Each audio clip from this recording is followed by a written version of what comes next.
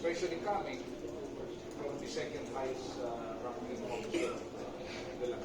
Precisely. At ang second highest ranking official of the land, dapat nagpe-pay attention sa mga statement at hearing bago nila komentan.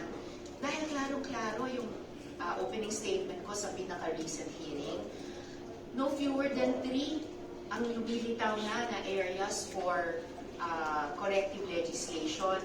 Yung binanggit ko po kaninang mga batas natin tungkol sa consent, lalo na sa ganyang klase mga secretive religious organizations, batas na ating labor code, lalo na sa mga voluntary work, ni umano na walang employer-employee relationship, at yung mga legal protections sa ganyang employment status, at yung mga batas natin tungkol sa human trafficking.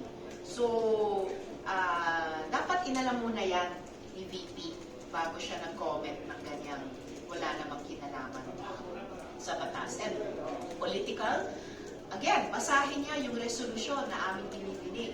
Ito po ay tungkol sa mga grievous offenses laban sa mga babae at minor de edad sa kamay ni Quiboloy. Walang pinag-uusapang politika dyan. Simpleng karapatang pantao at dignidad ng mga tao at mamamayan na dapat dinedepensahan ng pangalawang pinakamataas na opisyal ng bansa. Hindi yung nag-abuso sa kanila.